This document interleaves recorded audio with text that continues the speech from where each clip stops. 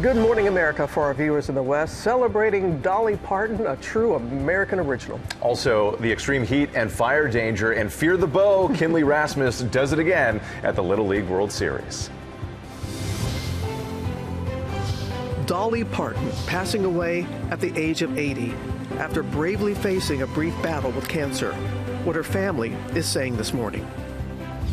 Dangerous heat, soaring temperatures from the south to the west, fueling fire dangers. Ginger tracking it all. Canada strikes back, announcing tariffs up to 50% on hundreds of U.S. goods, including aluminum, furniture, and clothing, as the trade war escalates. New threat why the Trump administration is warning it could tear down the Kennedy Center. As millions of children head back to school, the growing measles concerns after the first 2 deaths in the U.S. this year, as we see a surge in cases nationwide. She's a hit. It's going to be a record-setting hit for Rasmus. Alabama's Kinley Rasmus making history at the Little League World Series. What she's telling GMA about going for the title and that signature bow.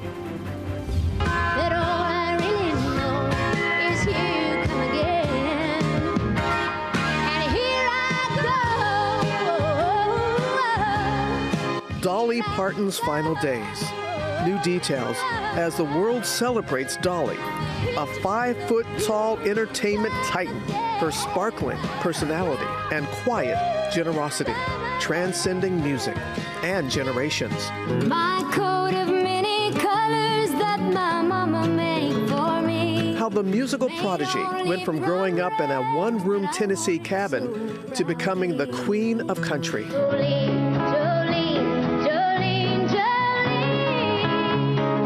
Writing 3,000 songs, resonating with people all over the globe. This morning, the stories behind her hits on stage. On screen, from Hollywood to Dollywood, always staying true to her Tennessee roots. Goodbye, please don't cry. And how the American icon hoped to be remembered. My dream was always to make as many people happy as I could in this life.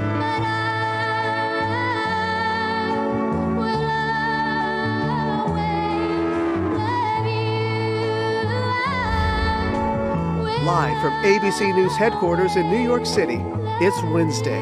Good morning, America. And this morning on Good Morning America, we're going to celebrate the one and only Dolly Parton, one of 12 children. She was someone who, in her own words, went from rags to rhinestones, growing up in her beloved Smoky Mountains of Tennessee, going on to sell more than 100 million records across the globe, providing children with more than 300 million books through her imagination library. And so many honoring the Queen of Country, from Dollywood to the Empire State Building, lit up in pink at exactly 9:25 last night, a nod to Dolly's hit song in the film 9 to 5. Dolly's co-star Jane Fonda was just one of many to pay tribute, along with Dolly's Steel Magnolias co-star Sally Field, Carol Burnett, Goldie Hawn, and so many other friends. The list goes on Yes. and on and on, and flags have been ordered to fly at half-staff around the country for Dolly, who won 10 Grammy Awards, 25 #1 hits, but beyond her music, exceptional in every way imaginable. And this morning, we're learning more about her final days. And while her legacy will live on, there will only ever be one Dolly Parton. Working 9 to 5, what a way to make a living, barely getting by. It's all taking and no giving. In her 6 decades in show business, many trends would come and go, but Dolly Parton never went out of fashion. Working 9 to 5, what a way to make a living. Overnight, Dolly's team announcing the heartbreaking news that the superstar passed away at age 80 after bravely facing a brief battle with cancer, adding, Dolly departed her earthly life today at the Vanderbilt Ingram Cancer Center, surrounded by loved ones. Her nephew speaking on behalf of her family. She never saw a door she couldn't open, and the doors she opened made and changed history. My family and I have shared a lifetime of beautiful memories with Dolly. but so have you. Here you come again. Dolly sparkled as bright as the rhinestones on her dresses. The painting of her life began in 1946 with a coat of not many colors. She was born into poverty in East Tennessee, baby number 4 of 12. Music was the blood of the Parton family. A mom who sang, and her siblings also involved in music, including the family band. We grew our own food and had our own animals, so we started wearing sack dresses long before the sacks were fashionable, long before like Dion von Furstenberg and those people started doing that. True. My mama was the first designer I knew, but she just would make things for us out of whatever we had, out of the scraps, and that's where my little coat of many colors came from. Mama sewed the rags. But Dolly's classmates made fun of her because of her homemade patchwork coat. My coat of many colors that I was so proud of. She'd go on to write about that experience in her 1971 hit, Coat of Many Colors, a favorite of hers. Dolly first sang in the church, and by 10 years old, she was performing on the Cass Walker Show in Knoxville. You know, when I was standing on that stage as a little girl on the Cass Walker Show, and everybody started applauding. When I heard that was just like a shot of adrenaline. She was hooked. At 13, her first performance at the Grand Ole Opry. The day after she graduated high school, she headed to the bright lights of Nashville, where she met her husband, Carl Dean, at a laundromat. They were together 59 years. Her first country hit came in 1967, the title, Dumb Blonde. Just because I'm blonde, don't think I'm dumb, 'cause this dumb blonde ain't nobody's fool. She quickly showed him that the only thing true about that song was the blonde, penning and singing the iconic Jolene in 1973. Jolene, Jolene, Jolene, Jolene. Please don't take him just because you can. A tune she said she wrote in 5 minutes after she witnessed a bank teller flirting with her beloved Carl Dean. I cannot compete with you, Jolene. Just a year later came this little ditty. And I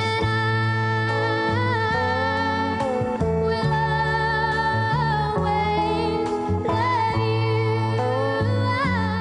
you. Let's welcome back now to our Grand Ole Opry show the pretty little gal with another one of her songs, I'll Always Love You, Dolly Parton. A farewell song initially written to her mentor, Porter Wagoner, after she decided to break off on her own. The song went to #1 twice, first in 1974, and then 20 years later, after Kevin Costner went hunting for a song for his Bodyguard soundtrack.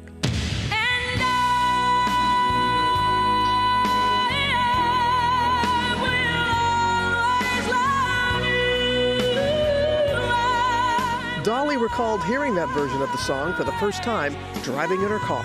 When it went into with the music part where she said, and I honestly thought I was going to have a heart attack. It was one of the most overwhelming things. People say, well, that's Whitney's song. I said, that's fine. You can give her the credit. I just want the cash. It's just one of those simple little songs that says nothing and yet everything. In the immediate aftermath of the Bodyguard's opening, Dolly had collected $10 million in royalties just from retaining her publishing rights. Hollywood didn't just want her music, they also wanted her. The thing that people said, you got to change your image. You have got to change your image. And I said, I ain't going to change my image. I'm going to make a fortune out of it. Soon she was starring in major films like 9 to 5, alongside Jane Fonda and Lily Tomlin, giving her a chance to stick it to the man. It gives you some sort of cheap thrill, like knocking over pencils and picking up papers. And come out of it with a #1 hit. Working 9 to 5, what a way to make a living. In Still Magnolias, she played a hairdresser with a heart of gold. This is my favorite part. This is the romantic part. She would collaborate with Kenny Rogers for the iconic duet, Islands in the Stream. Islands in the stream, that is what we are. And Dolly was inducted into the Country Music Hall of Fame, the Rock and Roll Hall of Fame, received an honorary Oscar. At age 79, that meant so much to her. Yeah. She gave much of her fortune to charities like her Imagination Library, mailing more than 300 million books to children. And last year, Dolly announced she had been dealing with complications from kidney stones. But in typical Dolly fashion, she rallied in June in what would be her final appearance for her fans, 80 years old.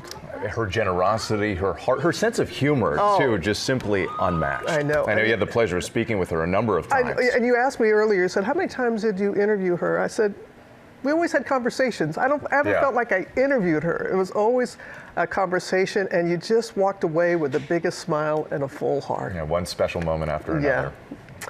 The loss of Dolly being felt so many places all around the world, but especially in her home state of Tennessee.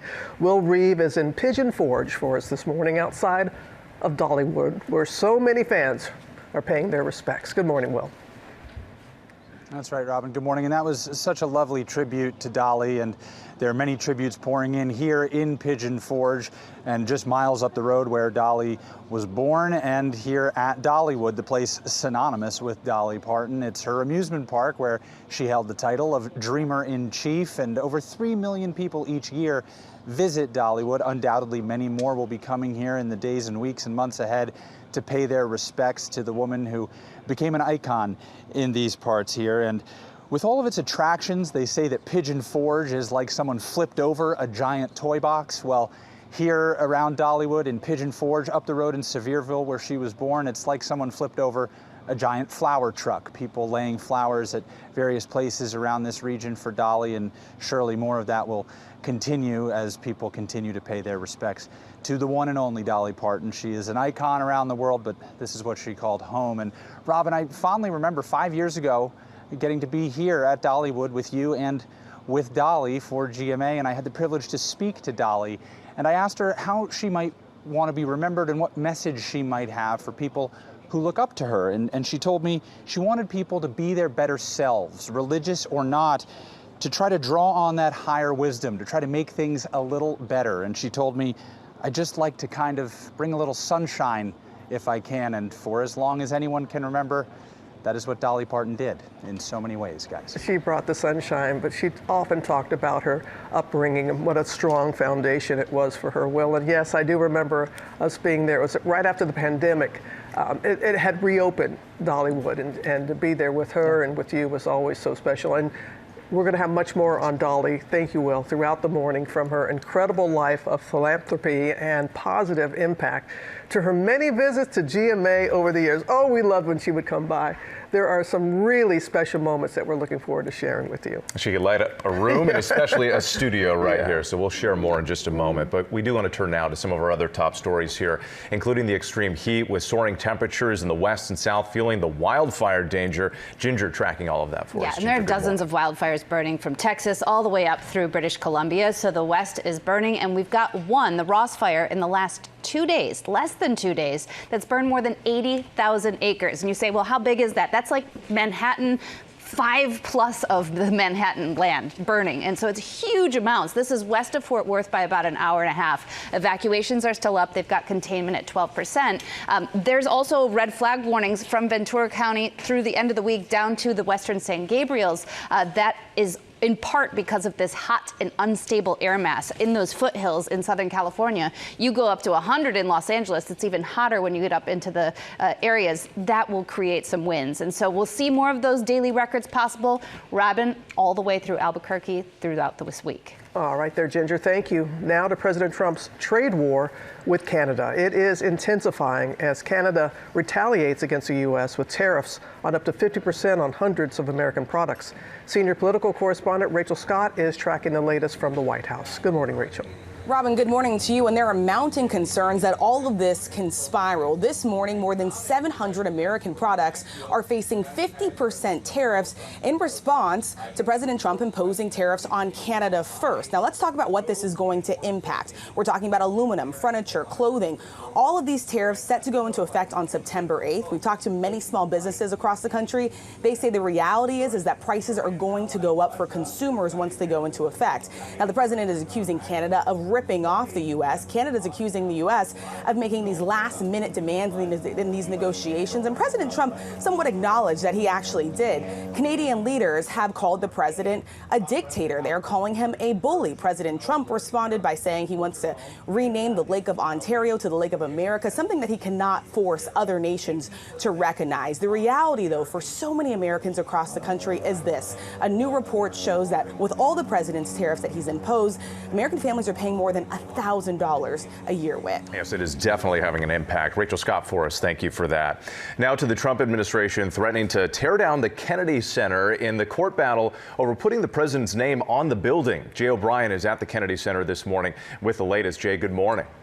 Whit, good morning to you. In an extraordinary court filing, the Trump administration threatening that it could tear down the iconic Kennedy Center unless a judge greenlights the president's planned renovations and lets him put his name on the building. Lawyers for the Justice Department calling this iconic venue, in their words, quote, dangerously dilapidated and decrepit, and arguing that without Trump stepping in, the venue may need to be demolished and replaced with something like an outdoor amphitheater. That's despite the fact that Congress just last year appropriated more than $250 million for renovations to the Kennedy Center. Lawyers for Democratic Congresswoman Joyce Beatty, who's a member of the center's board, who brought this lawsuit, calling the president's threat here, quote, unconscionable. Remember, a judge ordered that Trump's handpicked board here at the Kennedy Center remove his name from the building in May. The board has now offered an alternative, saying it would leave John F. Kennedy's name up top and put below it the phrase renovated and restored by President Donald J. Trump. But ultimately,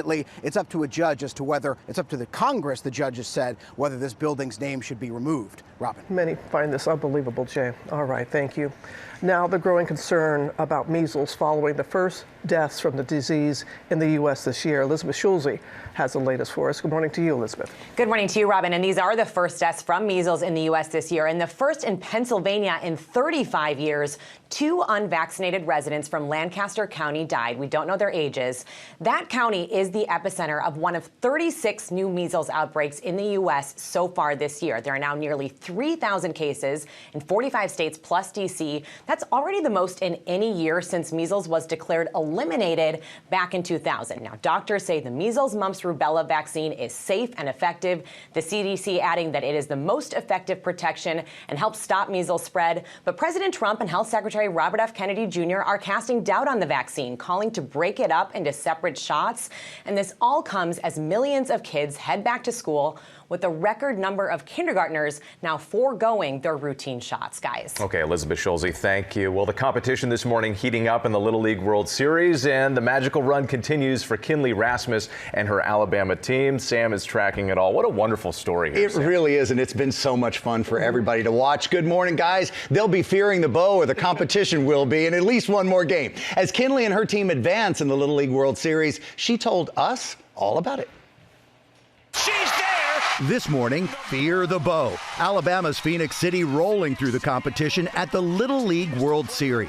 It felt so amazing, and I'm just so glad that we get to keep going, and that wasn't the end of this journey. The 12-year-old flame-throwing pitcher and shortstop Kinley Rasmus making history in Tuesday's must-win game, breaking the record for the most hits by a girl in the tournament's history, and speaking with GMA right after. And it felt great. I'm just so glad that I get the opportunity to do that. All eyes have been on her since she wowed fans from the mound, earning 14 strikeouts already, tying the record Milne Davis set 12 years ago. I heard she was really good, and I just wanted to be as good as her or even better in this tournament. Fans cheering her on with that chant, Fear the Bow,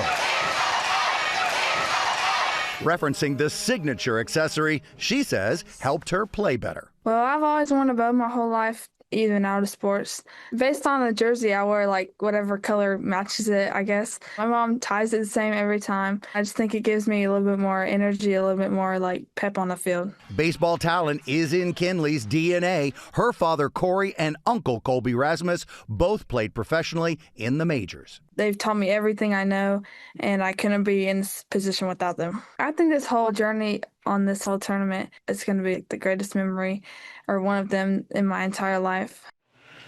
If you're not watching, watch. Alabama's next game is tonight, but the series action begins on ESPN at 1 p.m. Eastern. The signs in the stands, priceless. So good. So good. Thank you, Sam. Coming up, Dolly gave her heart to her music and to those in need. We're going to look at her legacy of philanthropy and what she said about the importance of giving back. Also ahead here, Instagram CEO taking the stand in the Meta trial, and two tennis goats returning to Flushing Meadows, Serena Williams and Roger Federer. We're going to look back at some of our favorite moments with Dolly, including when she told us the story behind 9 to 5. Awesome.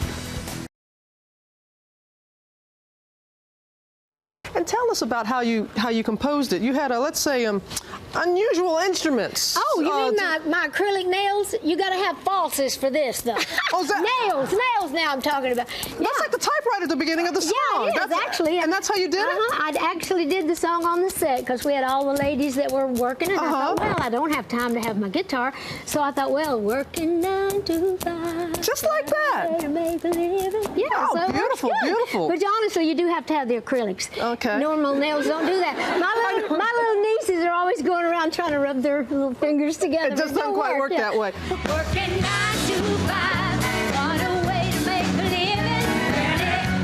living. Back on GMA, yes. Dolly singing her classic 9 to 5 in our GMA studios, and that was 2005. Did you know that part of the song's history about the sound at the beginning? I love that story. Oh, I could hear it over and over again. There's so much more ahead as we celebrate. We keep saying it, the one and only Dolly Parton, no one else like her. She never forgot where she came from, and that's one of the many things that made her such a beloved figure all around the world, but especially in her home state of Tennessee, where she started her Dollywood Foundation back in the 80s. It's an organization that's gone on to help children's hospitals, natural disaster relief efforts, women's health. Again, the list goes on. And of course, the Imagination Library. You got to tell us more about her impact, Sam. So many of us did grow up watching her in the Grand Ole Opry, right? Come up. But one of Dolly Parton's favorite nicknames was the Book Lady, a title given to her by the kids who loved all the books that they received through her Imagination Library, which provided children all over the world with more than 300 million books since she created the program in 1995. Dolly Parton said she was addicted to the feeling of giving back, and she's just an example of how widespread and impact one single person can make. Take a look. Country music icon Dolly Parton was known for timeless hits like 1977's Here You Come Again. When it was recorded, it was already her 17th solo album. Here you come again, and looking better than a body has a right to. But behind the spotlight was a quieter part of her life's work, a lifelong commitment to giving back. I'm just so proud and so honored to be here today with you. Her decades-long philanthropic career championed issues like opportunity and education, including her passion project, the Imagination Library, inspired by her father, Robert Lee Parton, who wasn't taught to read or write. I just started in my home county of Sevier County with my dad, because my dad couldn't read and write, and that always troubled him and it troubled me. My dad got to live long enough to see it doing good, and he felt proud, like he'd helped do something good. Founded in 1995, I think I can, I think I can, I think I can. Yay, that's very good. the Imagination Library has grown into a global powerhouse, gifting over 300 million books to children worldwide. I'm so happy that we have got that many books in the hands of that many children, and that they can learn to read in their most impressionable years. Her historic efforts earned her the prestigious Carnegie Medal of Philanthropy. Oh, books, books. I love books. The way they feel and smell and look. From my first look, I was hooked on books, books, books. Dolly recalled the pride she felt about the program's success with our own Robin Roberts. When I got to Knoxville, and there was a little boy, and the family wanted me to take a picture. And they said, "What are you here for?" And I said, "Dollywood." And the little boy, you know what he said? "Books, that's the book lady." Oh, no, I'm so proud of the Imagination Library and the kids calling me the book lady. In 2016, when wildfires devastated parts of Tennessee, she and her Dollywood Foundation stepped in to help, giving $1,000 checks to nearly 900 victims for 6 weeks. Thank you so much. You are so welcome. Her generosity also stretched into healthcare, with Dolly donating $1 million to Vanderbilt University's COVID-19 research that helped develop the Moderna vaccine. Here I go. All right.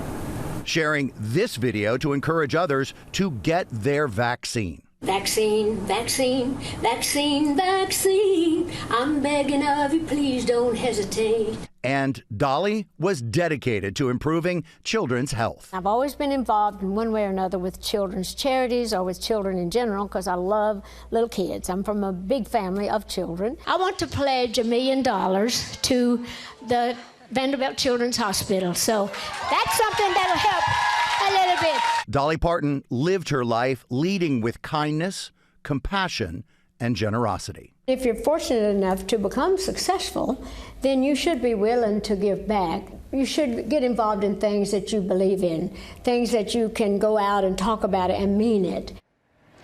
If you caught the last 40 years of her life, you got something special. But if you missed the first 40, you missed something huge. Forbes estimates Dolly passed away with about $500 million to her name, although it's widely believed that she would have been a billionaire if she hadn't given away so much of her fortune. In fact, she revealed a few years ago that she invested her royalties from Whitney Houston's cover of I Will Always Love You into a black community in Nashville. Dolly said she got her strength from her parents. And Robin, I know that's something that connected the two of you. Oh my goodness, Sam, we used to talk about that a lot.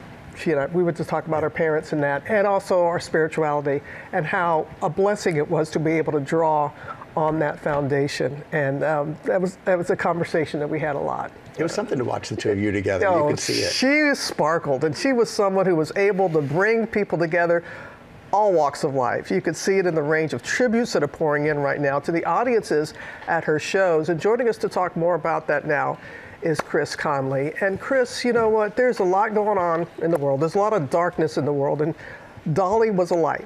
She was a light in that darkness, and I think that's partly why people are reacting as they are right now, because the one thing we could all agree on was Dolly Parton. How was she able to do that, Chris? I totally agree with you. I think you could take any two Americans and they could disagree about anything in the whole world, and they would find common ground in the greatness of Dolly Parton, because there was so much to appreciate about her in so many different directions. There was her philanthropy, as we just heard about. There was her 3 chords and a truth songwriting that drew on her upbringing. There was that vulnerable voice she had with that sob in it, almost like Michael Jackson's, enhancing the feeling.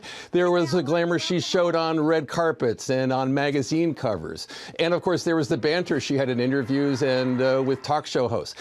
But like you say, there was something even greater about Dolly, I think, that inspired so many people and that had so many people weeping at their desks yesterday. It was her totality. Dolly stood for joy and welcome and resilience and a fundamental belief in the goodness of others. Really, even Jolene. I think for a lot of people, she was a guardian angel. And I think now she'll always be. And Chris, it's also hard to imagine the music industry without her impact. How would you describe just how widespread Dolly's influence was?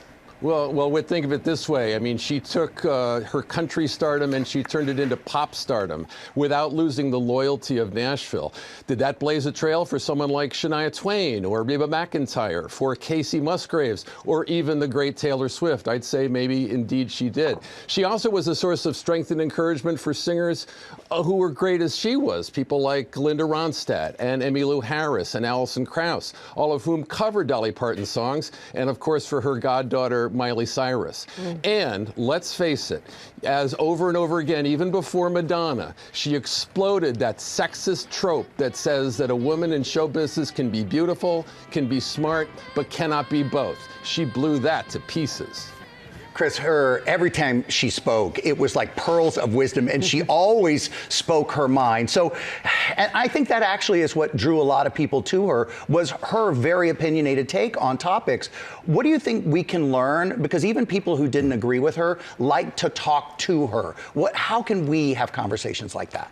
You know, Sam, when I think of that, I think about the things that she said to you, Robin, when you interviewed her, when she talked about listening, how she would listen when she was young. She would listen to the sound of the creek or listen to the sound of the mill nearby. She heard music everywhere. And of course, she heard the voices of her siblings and her parents. I think if we wanted to be more like Dolly, we could listen to more people, I suppose. I also think of the note she once wrote to Eminem, whom she'd never met. Just know that you are very special and touch people in ways that you don't even know. What a powerful idea, and it speaks so much for what Dolly could do on every level, I think. Yeah, Chris, she said, if you want the rainbow, you got to put up with the rain. You know, there's so many Dollyisms. Thank you so much, Chris. Yeah, appreciate you. With the latest on the landmark Meta trial, our Elizabeth Schulze is back with the latest. Elizabeth, good morning. Hey, Whit, this is an historic agreement between Meta and more than 50 attorneys general that could change how young users interact with its apps Instagram and Facebook. The states and Meta announcing an agreement that would require Meta to pay up to $17 billion in damages over 10 years, and it would force Meta to make big changes to its apps for users under age 18. So those changes include strict daily time limits, default blocks on the apps at night, muting notifications during school hours, hiding like counts, disabling some filters. It also includes the option of a feed that doesn't use an algorithm to personalize recommendations. Meta saying in a statement that the agreement will create a new set of rules for governing teens' use of social media, and it's calling on TikTok and YouTube to make similar changes. The states had argued in their landmark lawsuit that Meta designed its apps to get kids and teens hooked and harm their mental health. This is a monumental settlement, both in terms of the dollar amount here and the changes on these apps that are used by so many young Americans, guys. Thank you so much. Now with our play of the day, and Sam has returned two, not one, but two icons of the U.S. Open. Really all the names in Flushing Meadows, right? Two names synonymous with tennis excellence here in New York. Serena Williams, Roger Federer, returning to Flushing Meadows on Tuesday after a 4-year absence from the Open. Now, Serena partnered with Carlos Alcaraz in mixed doubles. Whew. The star-studded duo won their debut match. Check out the matching purple here. The fans loving every minute seeing these superstars playing together. After their first win, Serena said it was all about having fun, telling her fans, I never expected to be back on this court. Well, we kind of were hoping. In the evening, it was Roger Federer making his return for a special night of exhibition matches. The winner of 5 consecutive U.S. Open single titles was welcomed like a returning hero to the sold-out Arthur Ashe Stadium. That noise, showing that beautiful backhand in his match against fellow U.S. Open champion Andy Roddick, another name. Up next for Federer, induction into the International Tennis Hall of Fame this weekend. What? I know, wow. Well, there's something special about the U.S. Open. Just getting started. Yeah. All right, we're getting started too. Coming up, we are live in Dollywood and in Nashville with much more on Dolly's life and legacy. That's just ahead.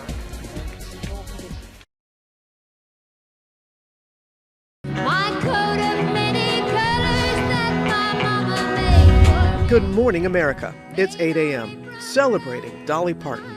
The new details this morning about the Queen of Country Music's final days, just over a year after losing her beloved husband, Carl Dean. This morning, the tributes for the Queen of Country, from Dollywood to Nashville. Her co-stars celebrating an angel. Working 9 to 5, what a way to make a living. And the young stars honoring an icon. Her signature charm. When do you get time to smell the flowers? Well, I actually smell the flowers as I go because I plant the flowers as I go. Humor, glamour.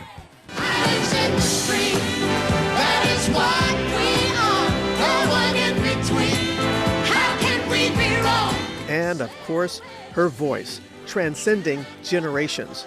As we say good morning, America, and we remember Dolly Parton. I want to take a live look right now at Dollywood, where so many have come to pay tribute to Dolly Parton. Absolutely. And this morning, we are looking back at so many of our favorite moments with the country music legend right here, who always made all of us feel right at home. Yes, she had a way of doing that. But first, the tributes to Dolly this morning in her home state of Tennessee. The world celebrating the one-of-a-kind singer, actor, entrepreneur, beloved for her songs and her kindness. Will is there at Dollywood. Good morning again to you, Will. Hi, good morning again, Robin. Yeah, the tributes are pouring in here at Dollywood, here in Pigeon Forge, and up the road in Sevierville, where Dolly was born. She was so important to this region before she became a global icon, and these was always where her roots were. And today, Dollywood announcing the show must go on. Dollywood will be open. It's coming to life right now. They're starting to play music. People are starting to come in to get Dollywood ready to welcome all of its visitors. It gets over 3 million visitors each year. Undoubtedly, many more will be coming here in the days and weeks and months ahead to pay their respects to Dolly, as they have been in the hours since we learned of her passing at age 80. People laying flowers in Sevierville, in Pigeon Forge, outside Dollywood. Tributes coming in on social media. Dolly was beloved everywhere, but she got her start right here in Eastern Tennessee. And Robin, we talked about it before. I had the privilege of being here with you and Dolly and speaking to her for GMA 5 years ago here at Dollywood. And I asked her what message she might have for people. And she said that she wanted people to be their better selves, religious or not, to try to draw on that higher wisdom, to try to be and do a little bit better, and just like to kind of bring a little sunshine if I can. And Robin, I remember that day that we were here, it was pouring rain, but if anyone could bring the sunshine, it was Dolly Parton. That is what she did for as long as anyone can remember, and she is being remembered fondly today, as she always will be. Like I said before, you want the rainbow, we got to put up with the rain. That's and right. We did, and we saw a beautiful rainbow as well. I'm very proud of the jobs that Dollywood has provided in her beloved East Tennessee. Thank you, Whit. Yeah, truly a special place, matching the special person that she was. And let's go to Nashville now, because Deborah Roberts is there at Dolly's Star in Music City, where there's a growing memorial. Deborah, good morning to you. Good morning, Whit. And yeah, hearts are aching worldwide over the loss of Dolly Parton. But I have to tell you, that pain is being felt particularly deeply here in Nashville, Tennessee, where Dolly planted her roots after leaving East Tennessee in search of her music career. She loved Music City, and clearly this place loved her back fiercely. This is a city in mourning, as you can see from the growing pile of flowers here on the Country Music Walk of Fame, where Dolly was awarded a star back in 2009. Overnight, vigils have surfaced all around Nashville, emotional fans flocking here to pay tribute to the Queen of Country, bringing flowers, notes, mementos, and heartfelt stories. And at her home in Brentwood, Tennessee, just a few miles away, a similar scene with neighbors paying their respects. There was even a special tribute at the Grand Ole Opry last night, where Dolly began to find fame more than 50 years ago. And while she may have been a wealthy global superstar, that's not the woman people here are talking about today. They are cherishing that humble, caring, thoughtful gal from the mountains, they say, who never forgot where she came from, sharing her riches, changing lives. Dolly's image is plastered all over this city, and so are the stories about her generosity. She not only built that successful theme park, Dollywood, but she created thousands of jobs in struggling communities. She offered scholarships to college students and for them to head off to college, millions of dollars to hospitals around here, and offered financial support to her neighbors who were in need after natural disasters.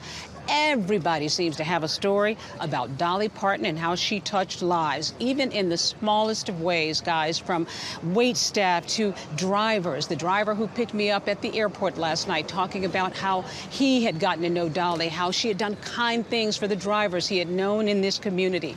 Dolly Parton clearly is going to long be remembered here as the hometown girl who made good, but also left her goodness here. And they are going to be talking about her, of course, as you all know, for many, many, many, many years to come. Well put there, Deb. And you know, she probably did some things. I know she did things that we're never going to know. Of course. She didn't do it for the attention or anything like that. And the day after she graduated from high school, she hit it right there to Nashville, Tennessee, made her mark. Thank you, Deb. The reach of her generosity, impacting so many. Coming up on our GMA Morning Menu, Dolly on GMA. She has been such a great friend of ours over the years, so we went into the vault to find some of our favorite moments. Also ahead here, one special duet from Dolly that is going viral with her fans for the sweet message that it shares. And we are cooking with Jamie Milne from Everything Delish. She's showing us her twist on two all-time favorites, wings and nachos. And Sam, I know you're with Lori. I am, because Lori B's got all the secret savings. And by the way, can you get your glow on and some things start at $10? Oh, you sure can if you stay tuned, Sam Champion. All right. From bronzing to red light to all these things. Just stay with us. Less than $10 right here on GMA. That's great stuff. Yeah, it's really great stuff.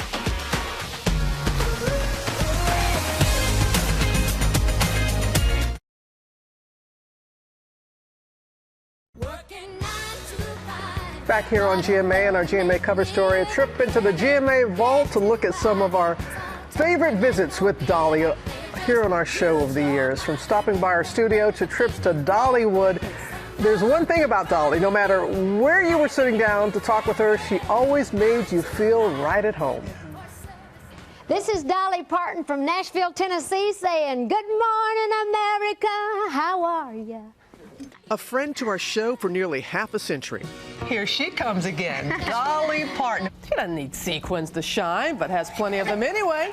Dolly made her first appearance on GMA in 1980, promoting the film 9 to 5 with Jane Fonda and Lily Tomlin, giving us an acoustic sampling of her iconic song. Working 9 to 5, what a way to make a living, barely getting by. It's all taken and no giving. They just use your mind and they never give you credit. It's enough to drive you crazy if you let it. She returned often to GMA, bringing her signature charm. When do you get time to smell the flowers? Well, I actually smell the flowers as I go because I plant the flowers as I go. Dolly, always an open book. Because it sounds like you work through a lot of your own problems, emotions, feelings, whatever, through the songwriting. I do. In fact, that's been my greatest therapy. My doctor is my gift for songwriting. And I've been writing songs. I have written thousands. In 1982, she sat down with Joan London, getting candid about her childhood, growing up in extreme poverty in the mountains of East Tennessee. Well, we didn't know we was poor till some smart aleck told us. But we grew up just as part of nature, and I think that's one of the reasons that I have such a strong personality and a lot of confidence, because we grew up on just loving the land, loving God, loving one another. But thinking back on it now, I guess it was probably one of the best parts of my whole life. And soon after, sharing her big plans to honor her beloved hometown with our David Hartman. And there's a fantasy park that I hope to start in East Tennessee, which is one of the biggest tourist places in the United States. It's the most visited national park, the Great Smoky Mountains. So I'm going to put a place there called Dollywood, USA, and it's a mountain fantasy. It's like Disneyland with a mountain theme. Dolly giving GMA an all-access pass to Dollywood over the years. And I'm proud of my people. They've always been proud of me. And it just gives me a good feeling to take something back home. And in 2021, extending a special invite to us as the park reopened after the pandemic. We're not out of it all yet, but hopefully I can kind of feel a new energy and a new excitement. Just feeling like I could come home and say, "Hey, everybody." Hey! Dolly always bringing the glamour. All the ladies backstage insisted that I ask you about those shoes. Everybody's loving my shoes. These are my road shoes, but everybody says, "Ain't you a little overdressed for morning?" I said, "No, I can't sing without my shine." Nor talk. The fun. Islands in the stream, that is what we are. No one in between. How can we be wrong? And of course, the music. My coat of many colors that my mama made for me was made only from rags, but I wore it so proudly. Working 9 to 5, what a way to make a living. Getting by, it's all taking and no giving. In 2023, I sat down with her to talk about A Leap of Faith, a new rock album. Was there any trepidation about taking on this genre, something different? You know, I would have if I'd have been younger. But at my age, I ain't afraid of much anymore. I'm scared sometimes. Of course, you know, everybody is. You know, I'm not made of stone. Dolly making her final appearance on GMA in 2024 with her younger sister Rachel for their new cookbook. Dolly, tell us the reason why you all wanted to do this. Share these family recipes with everybody. Well, we love to cook, we love to eat, and of course we grew up with all these wonderful Southern women cooking all this great food. The Queen of Country, always making the mornings a whole lot brighter here on GMA. And I want to stand on that mountain when I'm old and look back over my life and think, "Oh, was that not it?" When they do your tombstone, What do you want it to say? I want the tombstone to say, she should be lying here. I don't know where she went.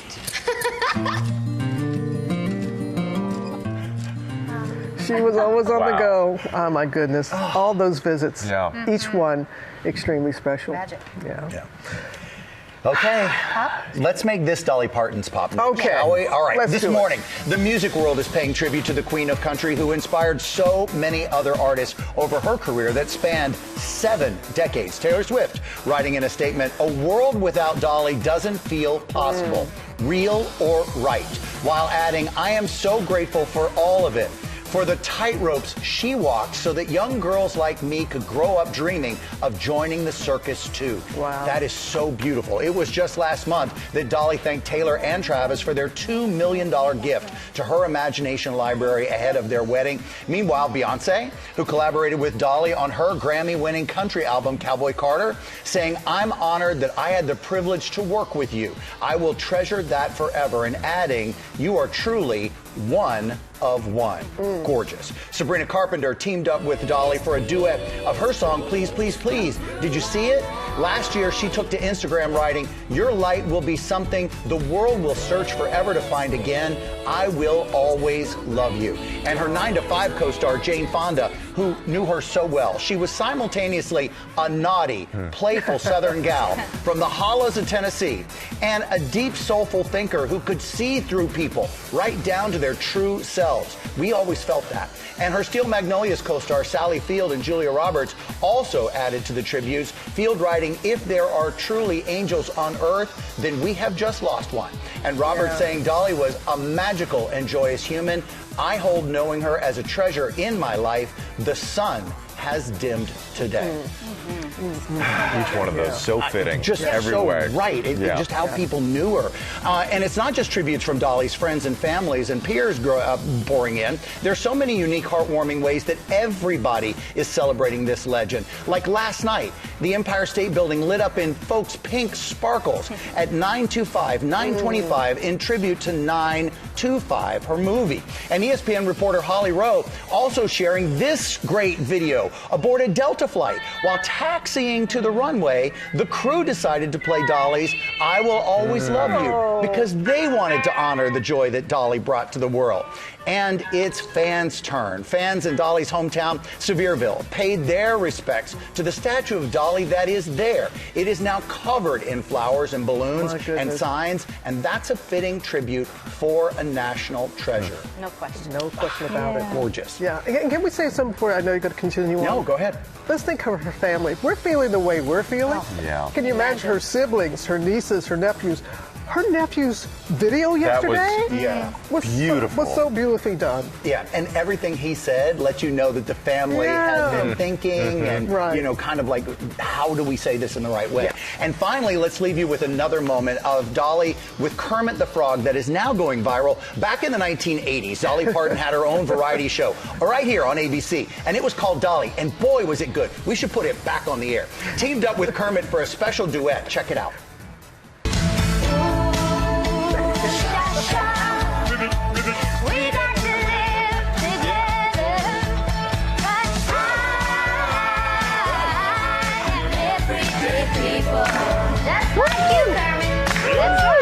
See, if you missed 70s and 80s Dolly, you missed something special. Can we just talk about the hair one more time? Unbelievable. Only she can pull it off. Generationally too, though, like my daughter finished soccer practice and like ran off the field. It's like, did you hear about Dolly Parton? It's like the kids were talking about it. Everybody sharing in that loss and the memories, the celebration of her life together. Well put. Yeah. And never forget, and certainly I have a wild coincidence to tell you. So in the Atlantic hurricane season, those names are chosen decades ago, right? Yeah. The next one on the list. No, don't you say it. Is Dolly. Wow. No joke. This is exactly what's happening. You know, that list gets unless they get retired, they get recycled every 6 years. But look what's up next. Oh, Ginger. We've had a very quiet season, thankfully. There is a small area of interest way out by the Cabo Verde Islands, but just something to note. And now to ABC's Secret Savings. GMA Lifestyle contributor, our friend Lori Bergamoto's here with top beauty brands at prices that cannot be beat. Where do we go, Lori? Tell me. Okay, I'm really excited about this first one, Ginger. This is from Nira. So this is, you know, a lot of people spend a lot of money getting lasers at the dermatologist. It's expensive. It can cost upwards of $1,500 each time. So that's why we're really excited to have something like this, which is created by dermatologists and laser experts to reduce the appearance of wrinkles and rejuvenate the skin. You can laser your own face? You can do it yourself. It's a non-ablative laser, so it is safe, America. Okay, good. And I don't know if I trust myself. You can with this because they've made it so user-friendly, and it's non-ablative, so it won't peel. It will heat the skin underneath, the tissue underneath, to help stimulate collagen, but you won't have that peeling or any of that downtime that people usually associate with lasers. And what's great about it is there's two. It's a duo. So you have one that's for larger surfaces, so you can do like your décolletage, you can do the back of your hands, and then they have a more precision-focused one for crow's feet or targeted wrinkles. Exactly. So these are just proven, you know, I was going to say out the wazoo, but it's true, guys. That's what I was going to say. And honestly, America, that's what you need to hear. And you can save 50% plus free shipping, also what you need to hear. Okay, this I feel like you're going to be really excited about this brand. It's Volition Beauty. They're a little bit different. They have a sort of democratic business model.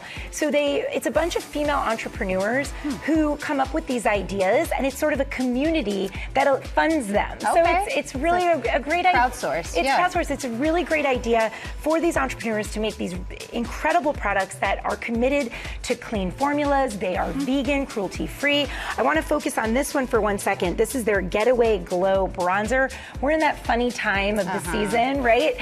Where you want to extend that healthy glow. This is a great way to do that, but they have an entire collection of skincare products, vitamin C, hyaluronic acid, all of that great stuff, and you can save 40% from Volition Beauty. I've been looking at new eye things, so that's well, maybe I look gotta no more, grab it. Ginger Z.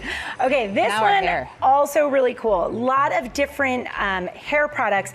From Dry Q over here, this blow dryer cuts down on dry time. Also, if you have frizzy hair, this was picked from Good Housekeeping as the #1 pick to make hair look nice and sleek, you know, eliminate any of that frizz. We've got the Style Q flat iron right here. Again, excellent. And then this is incredible, the Curl Q, because it has interchangeable attachments. So you can do curls, but you can also get the attachable brush and just do any style that you want with your hair. All of those, 40% plus free shipping from them. And then making its Secret Savings debut, we have First-timers. Naturals. This retinol cream here has more than 41,000 positive reviews. Lightweight retinol, so it tackles all those fine lines, but it's not going to leave your skin really dry or peeling. You can target puffiness and dark circles with their eye cream. So many great items here, and you can save 50% off. Wow, we got the and then, half-offs. Okay. Exactly, a lot of really great deals. And then finally, from the duo, this one here is their scalp enhancing device. Uses a blend of red light therapy, microcurrents, but they also have things for your skin. They have the 5-in-1 wand, and then this one here, which will lift, smooth, sculpt, renew. Sorry, Ginger's ready to go. I was ready to put the red light on. And Ginger is excited, and you can save at least 50% off plus free shipping here. So lots of really great deals. Thank you. We've got updates for the cabinet right here. Thank you to the great brands as well. You can shop for these deals, and it is the last day to shop for more than 20 additional deals from our ABC Secret Savings August special. You can find it all by scanning the QR code right there on your screen, or go to abcsecretsavings.com. Coming up, who's hungry? You ready for this? We're making nachos and wings with Jamie Milne from Everything Delish. Stay with us.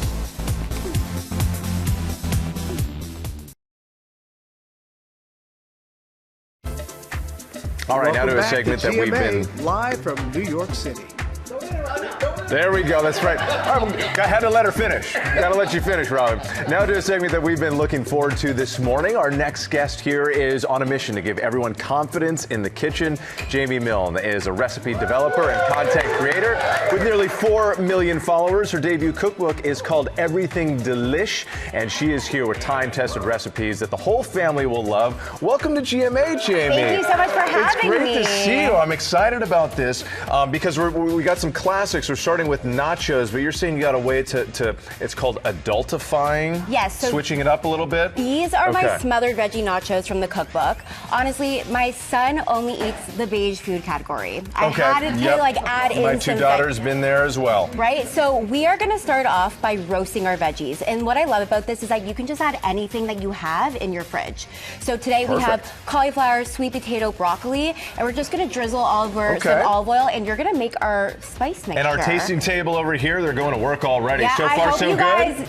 Yeah. Like it. The broccoli is extra crispy, so it's like a nacho, right? So I like to bake it for 40 minutes because I want everything to have a really nice color, get really crispy. Yeah. So we're going to add tell me in our what to do. seasoning. Where am I starting Okay, here? so we're going to add everything to the bowl. Oh, put it so to the bowl. Good. Garlic There we powder, go. It's all onion going powder. in. Oh yeah, you're getting your fingers dirty today. Paprika, salt, and pepper. Of that around here. And honestly, I season with my heart. So like I want everything to be really well seasoned and combined. So you're just going to generously put everything all over the veggies. All right. And so what I love about like just a little. Exactly. Little razzle dazzle, you're doing a great job. Let it rip. A little more spice over here, over there. And then you know what? We can get a really good mix. You want everything to be combined. And what I love about this is, listen, if you want to add chips, you can add chips to this as well. You can mix the base together. Because we're talking like classic nachos. Some people like the chips, but you can go either way. Exactly. Right? So we're gonna get everything mixed together really nicely. And now this is baked 40 minutes. Okay. We are going crazy with the toppings. I love everything cheesy, and I want to get super melty and golden in the oven. You got to smother the nachos. They have to be smothered, okay? Are they properly smothered? Surprised me because I went into this going, I don't know how I feel about veggie nachos, but it's delicious. Okay, that makes me very happy to hear. You sound like my daughters with the vegetables. I'm glad we found a way to get Sam to eat his vegetables.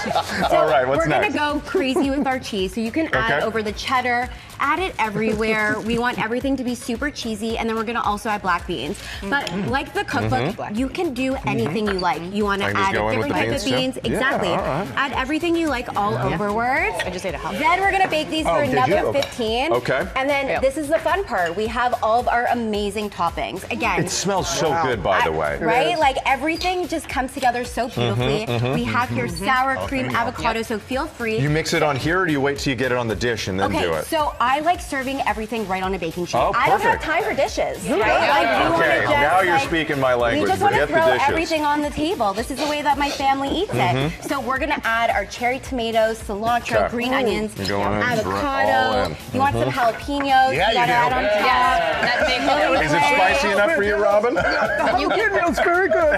Is it too spicy? No, it's not. And then we're going to do some little nice dollops over here. And again, like the cookbook, everything is approachable. It's easy. It's pantry staples. Love That's avocado. Exactly what you want from this. So, right? Jamie, we don't have much time left, but I want to get on to the next thing here because the wings. we love these wings. Look amazing. What's the trick to getting them extra crispy here? Okay, cornstarch. You need to add cornstarch, and you need to bake on a wire rack. By baking on a wire rack, you're letting the wings get super crispy. And then this is actually, it's my most viral recipe. This has 5 million views.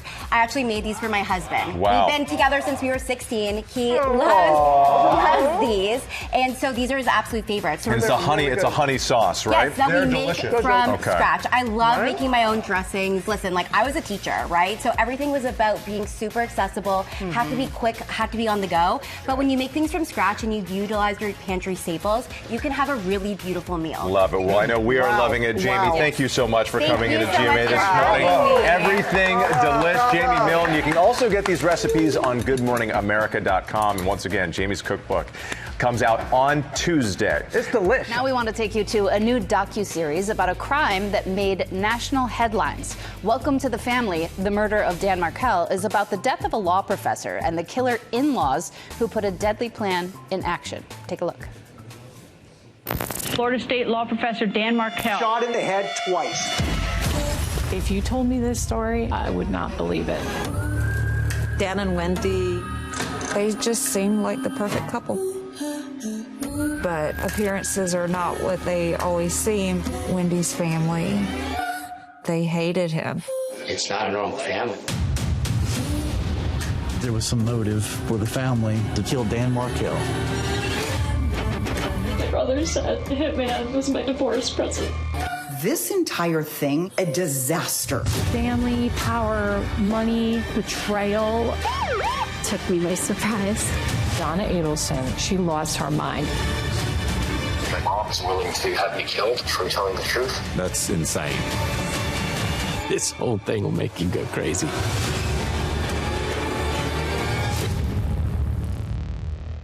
You can see how this complicated case was finally solved starting Tuesday, September 1st on Hulu and Hulu on Disney+.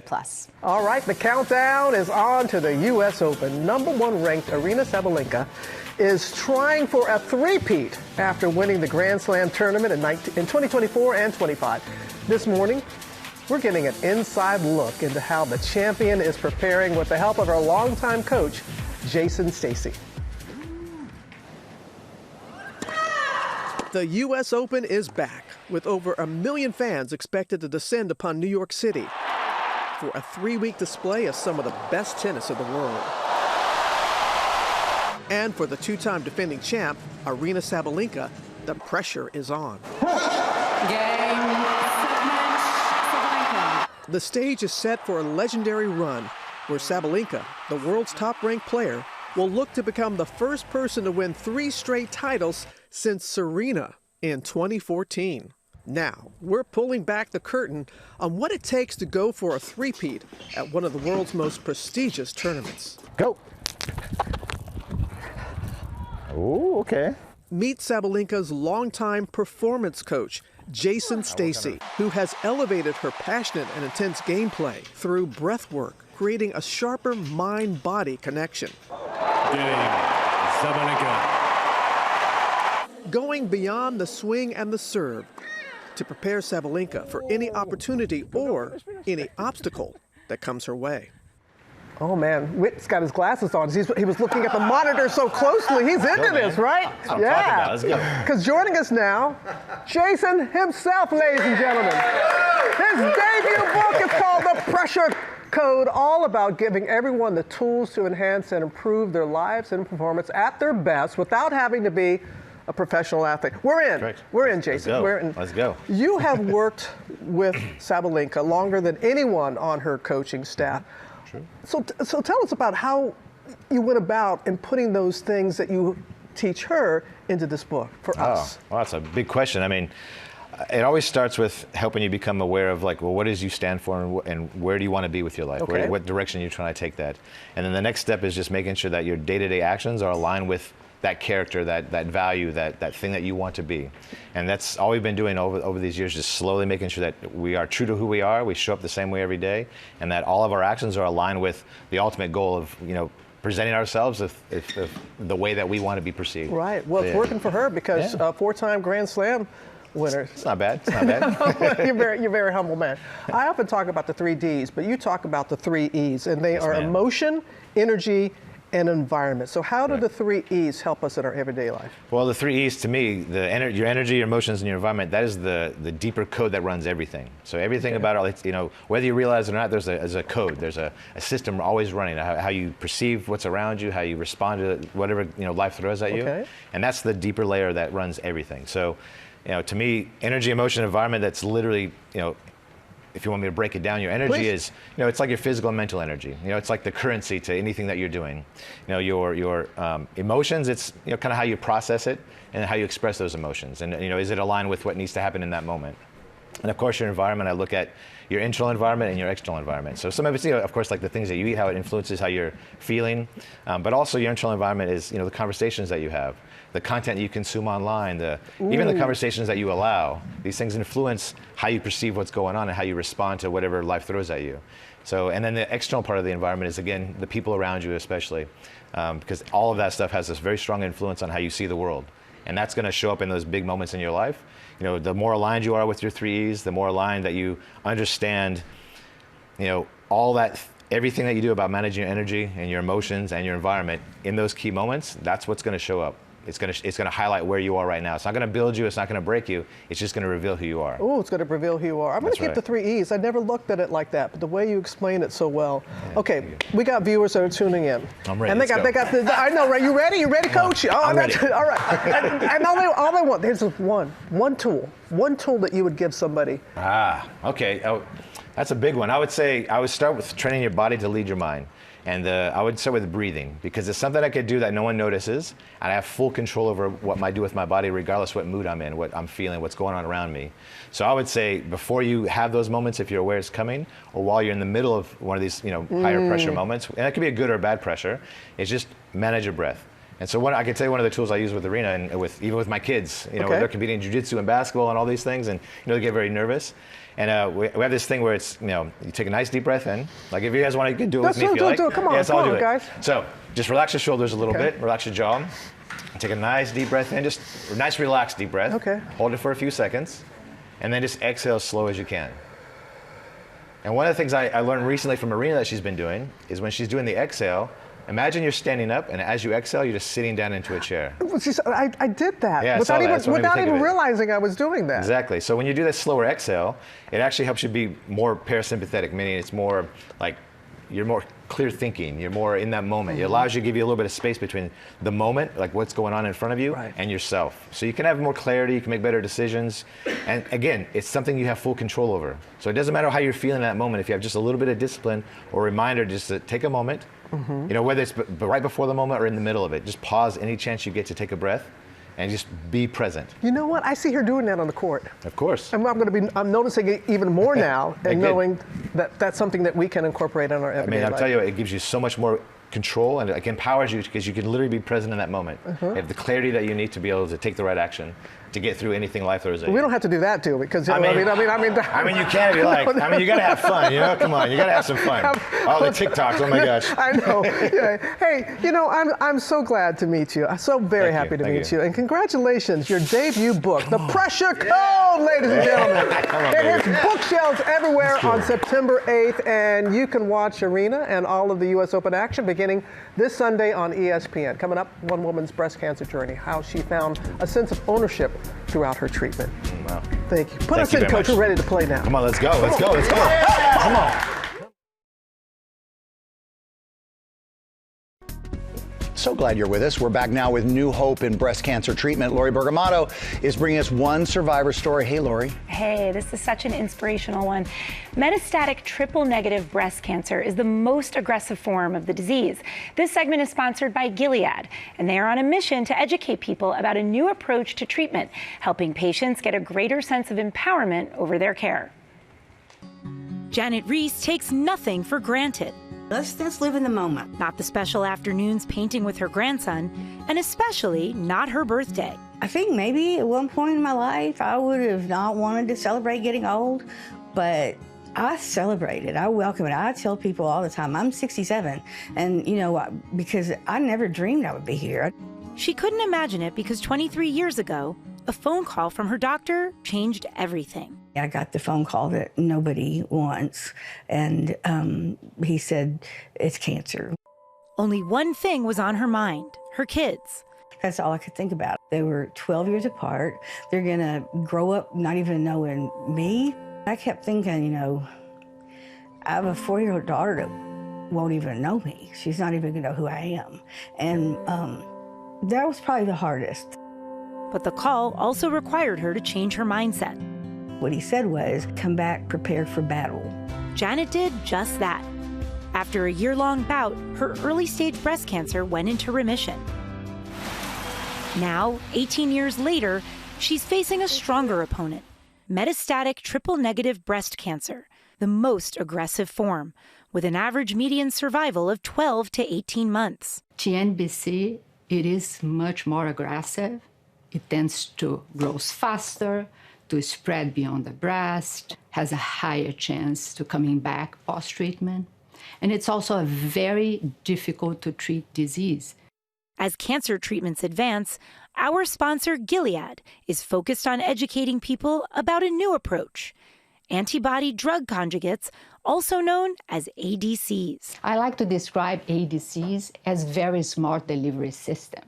They are designed to recognize, to find and attach the cancer cells, and only then deliver very powerful cancer treatment inside the cancer cell, limiting the exposure of this cancer treatment to the healthy cells. It's a very different approach from chemotherapy.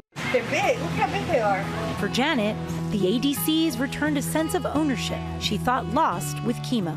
The first time, I felt like my treatment controlled my life. The ADC is a lot more predictable for me. I sort of know, what's coming. For me, the beginning of the week's a little tough because I usually have the treatment then. But by the weekend, I can live my life. I can go places and do things. There you go. If you have metastatic triple-negative breast cancer, talk and discuss with your doctor the treatment options. Conversations about TNBC are today much more hopeful. For more information about metastatic triple-negative breast cancer and antibody-drug conjugates, visit expose-mbc.com/ADC.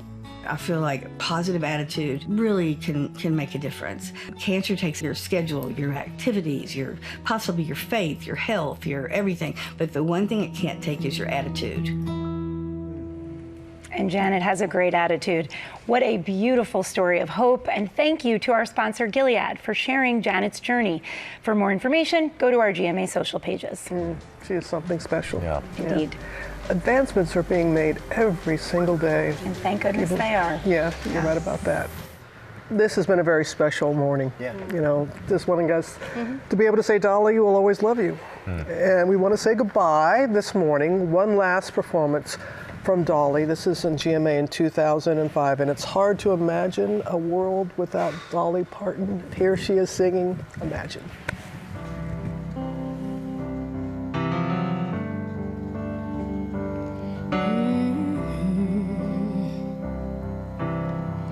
Imagine there's no heaven. It's easy if you try. No hell below us, above a soulless sky. Imagine all the people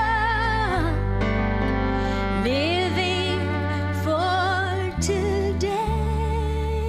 Oh, imagine there's no countries. It isn't hard to do. Nothing to kill or die.